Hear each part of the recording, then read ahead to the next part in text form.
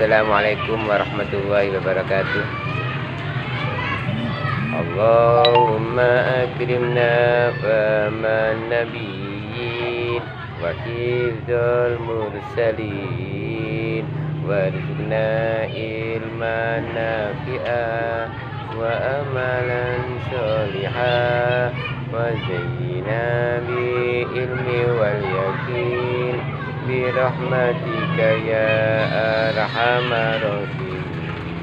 Allahumma akrimna faman nabiyyin wa hifdzal mursalin warzuqna ilman nafi'a wa amalan sholiha wa zayyina bi ilmi wal yakin bi rahmatika ya arhamar rahimin.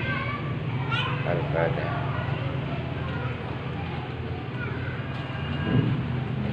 Bismillahirrahmanirrahim. Alhamdulillah wassalatu wassalamu ala Rasulillah sayyidina Muhammad wa ala alihi wa sahbihi wa mawalah wala haula wala quwwata illa billah. Yang saya hormati teman-teman musyrif, juga yang saya sayangi segenap teman-teman mahasiswa UIN Maulana Malik Ibrahim. Syukur alhamdulillah kita panjatkan kepada Allah atas segala limpahan rahmat hidayah inayahnya, sehingga pada malam hari ini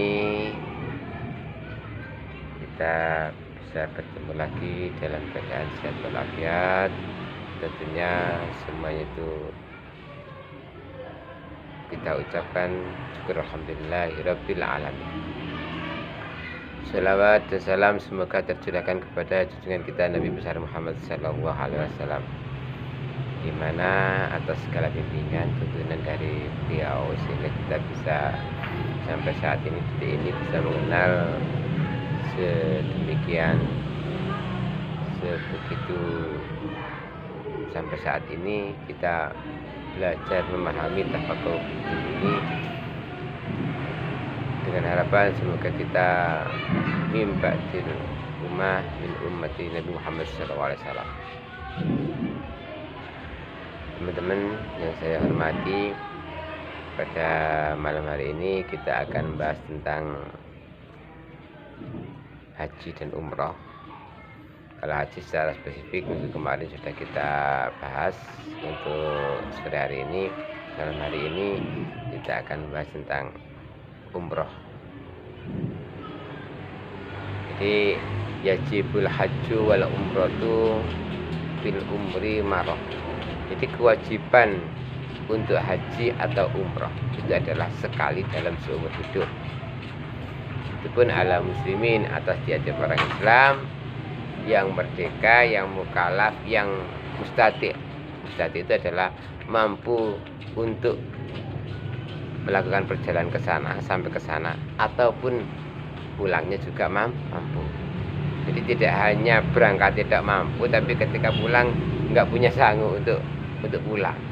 Berarti ini kategori tidak mampu, teman-teman. Yang kedua, kemampuan di sini adalah dalam makna bahwasanya dia ketika bepergian ke kota Mekah melakukan ibadah haji atau umroh itu tidak terbebani oleh hutang yang setinggi lehernya. Jadi kategorinya adalah hutang yang melampaui batas kemampuan finansial yang dimilikinya. Maksudnya begini, jadi andaikan rumah dan asetnya atau yang dia miliki dijual, itu tidak akan lunas hutangnya. Itu kategori hutang yang termasuk gharim, orang yang menanggung hutang. Jadi orang yang haji memang dari segi materi memang mampu, fisiknya mampu untuk sampai ke sana, berangkatnya sampai pulangnya. Juga yang di rumah, jadi misal dia nggak punya hutang, tapi yang di rumah itu anak-anaknya, keluarganya kelaparan, maka itu juga tidak bisa dikategorikan mampu, berarti masih kurang. Nah ini makanya mustadiin di sini itu harus dipahami bahwasanya mampu di sini tidak hanya mampu membayar tiket visanya ke sana, tapi mampu dalam segala aspek, untuk pulang perginya, untuk berangkat selamatannya. Tapi selamatan itu kan istilahnya kan tambahan, tapi paling tidak ketika ada saudara ke rumah, masa kita nggak akan ngasih paling tidak itu minum teh atau minum kopi. Nah tentunya kita akan memberi mereka hidangan meskipun sekedar minum. Nah itu kan juga modal.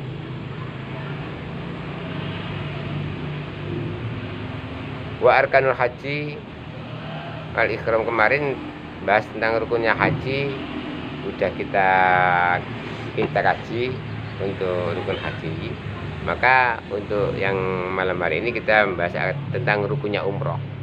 Jadi rukunnya umroh itu ada 4: ikhram, tawaf, sa'i, halqu. Halqu itu adalah mencukur rambut, au taksiri atau memotong, fi ahadi kaulaini, di dalam salah satu kaul. Jadi di antara salah satu rukunnya umroh adalah memotong atau memangkas rambut. Jadi kalau wanita itu ya dipangkas saja, tapi tidak dicukur, mencukur rambut atau memotongnya, maaf ya. Jadi kalau makna di sini mencukur itu bagi laki-laki, tapi kalau mangkas bagi wanita. Jadi saya ulang lagi, rukunnya umroh itu ada 4. Pertama adalah ikhram, yang kedua tawaf di sekeliling Ka'bah, yang ketiga adalah sa'i baina Safa wal Marwah, yang keempat adalah mencukur rambut atau memangkasnya. Dan menurut salah satu pendapat yang kuat, mencukur rambut itu termasuk rukun umroh. Hal ini didasarkan pada sabda Nabi Muhammad SAW, an Jabir radhiyallahu anhu qala Nabi SAW ashabahu ayyaj'aluha umrah wa yatufu summa yukassaru wa yakillu. Bahwasanya Nabi memerintahkan kepada sahabat untuk menjadikan ikhramnya sebagai niat umroh dan mengerjakan tawaf, memangkas, memotong dan bertahalul. Juga dalam riwayat yang lain, an Ibnu Abbas radhiyallahu anhu qala Nabi sallallahu alaihi wasallam ayatufu bil baiti bis Safa wal Marwata summa yukassaru min ru'usihim summa yakillu. Bahwasanya hendaklah mereka mengerjakan tawaf ke Baitullah, bersa'i antara Bukit Safa dan Marwah, memotong rambut dan bertahalul. Itu tentang umroh. Jadi saya kira teman-teman sudah paham tentang umroh. Nah, sedangkan kewajiban-kewajiban bagi orang yang haji apa saja? Wajibatul haji ghairu arkanis salasah. Kewajiban-kewajiban orang yang berhaji selain 3 rukun. Ada 3, selain rukun ada 3 yang harus dipenuhi. Jadi adapun kewajiban haji ghairu arkanis salasatu asya, selain rukun ada 3. Pertama, al-ikhramu bil miqat. Ikhram dari miqat. Jadi mulai start awal itu sudah memakai pakaian ikhram. Tentunya kalau kemarin saya menjelaskan miqat di sini harus dengan ma'niyati, harus disertai dengan niat haji atau niat umroh. Kalau itu memang ada umroh, kalau haji ya niat haji. Yang kedua, waramyul jumari, melempar jumroh, melempar 3 jumroh. Yang ketiga adalah mencukur rambut. Jadi saya kembali lagi bahwasanya kewajiban haji selain rukun-rukun ada 3 hal yang harus dilakukan oleh orang yang berhaji. Pertama, ikhram dari miqat. Miqat itu adalah tempat yang ditentukan oleh Rasulullah untuk memulai ikhram, adalah tempat transit dari negara kelahiran dia sebelum melakukan ibadah haji. Transitnya di mana? Ya terminal gitulah. Terminal untuk memulai start dari ibadah haji itu namanya mikot. Untuk memulai ihram bagi penduduk seluruh negeri yang datang ke Mekah dengan tujuan menunaikan ibadah haji atau umroh, dan mereka harus melakukan ihram terlebih dahulu sebelum melewati mikot maksudnya ya. An Ibnu Abbas radhiyallahu anhu qala waqta Rasulullah sallallahu alaihi wasallam di al-Madinah fi Dzulhulaifa wa li ahli Syam Jufah wa akhirnya, bahwasanya Nabi pernah bersabda, yakni menetapkan Dzulhulaifah sebagai mikot bagi penduduk Madinah, Al-Jufah bagi penduduk Syria, Qarn al-Manazil bagi penduduk Najd, Yalamlam bagi penduduk Yaman. Tempat-tempat tersebut mikot bagi penduduk setempat dan penduduk negeri lain yang akan memasuki Mekah untuk melakukan haji atau umroh di sana. Selain itu ada tempat satu mikot lagi yang tidak disebutkan tadi, yakni Zatu Irkin. Tempat ini menjadi mikot bagi penduduk Irak dan Iran, yang mana dinukil dari hadis Nabi Muhammad SAW. Ya, tempat-tempat mikot tersebut tempat-tempat tersebut harus diketahui oleh calon jemaah haji di zaman sekarang dengan cara apa? Tentunya tanya kepada KPIH-nya atau ketua rombongannya, kita mulai dari mana startnya mikotnya. Melempar 3 jumroh, ya ini dilakukan pada hari tasyrik. Jadi melempar jumroh itu dilakukan pada hari tasyrik 11, 12, 13. Hari tasyrik itu kalau bagi orang berpuasa adalah diharamkan untuk berpuasa. Nah, pada saat itulah kita sedang melakukan melempar jumroh bagi orang yang berhaji.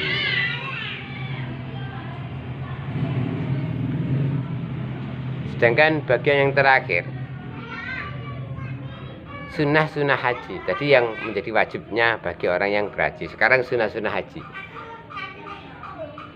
Wa al-ifratu wa taqdimul hajja 'alal umrati wa talbiyatu wa tawaful qudum. Sunnah haji yakni ada 7. Yang pertama adalah al-ifratu, ifrat.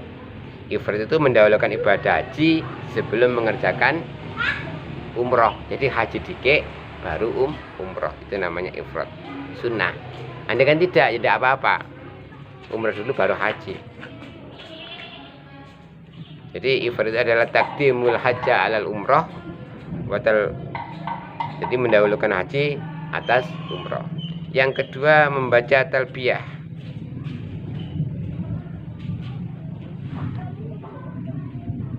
Labbaik Allahumma labbaik, labbaik la syarika lak labbaik, labbaik Allahumma labbaik, labbaik Allahumma la syarika lak labbaik, innal hamda wa ni'mata lak wal mulk la syarika lak. Yang ketiga tawaf qudum. Yang keempat mabit di Musdalifah, yakni menginap di Musdalifah. Wa rakaat tawaf, dan 2 rakaat, salat 2 rakaat setelah tawaf. Wal mabit bi Mina, dan menginap di Mina. Wa tawaf wada, dan tawaf wada. Tawaf wada adalah tawaf perpisahan.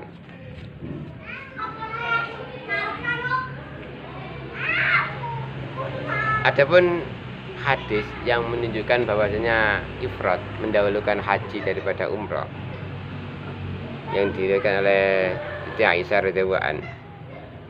Qalat kharajna ma'a Rasulillah sallallahu alaihi wasallam hujjatal wada, faminna man ahlal bi umrah wa minna man ahla bi hujjah wa minna man ahla bi haji wa umrah wa ahla Rasulillah sallallahu alaihi wasallam bil hajj.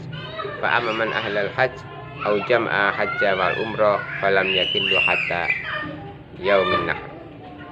Bahwasanya di antara kami ada yang berikhram untuk umrah mengerjakan haji tamattu, ada yang berikhram untuk haji mengerjakan haji ifrat, dan ada pula yang berikhram untuk haji dan umrah sekaligus, yakni haji qiran.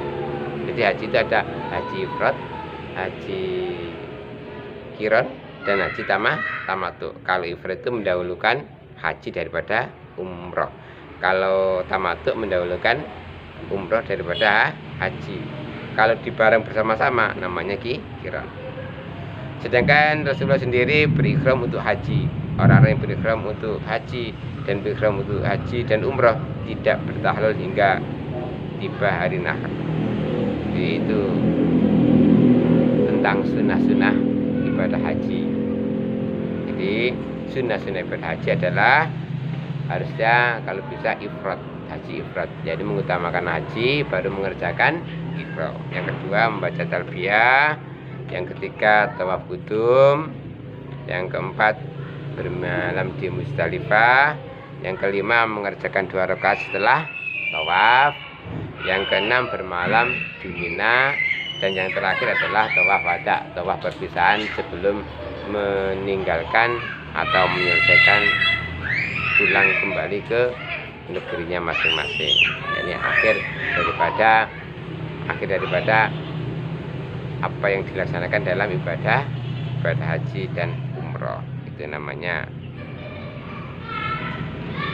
tawaf wada, tawaf perpisahan. Jadi tawaf wada itu dalam kisah sebelum Rasulullah SAW itu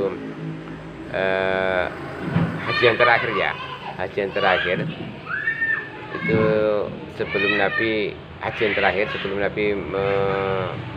berwasiat dalam khutbah yang terakhirnya, yang mana Nabi itu di khutbah terakhirnya itu mendapat wahyu al-yauma akmaltu lakum dinakum wa atamtu alaikum ni'mati wa raditu lakum al-islam madina.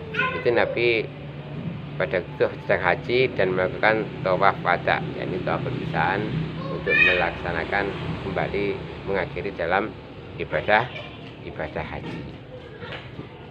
Demikian teman-teman, kiranya ada kurang lebihnya ini adalah sebagai penopang nanti kalau ada materi ketika online itu ada kekurangan, itu saya tambahin materinya dalam video yang saya paparkan ini. Demikian saya akhiri. Wassalamualaikum warahmatullahi wabarakatuh. Al-Fatihah.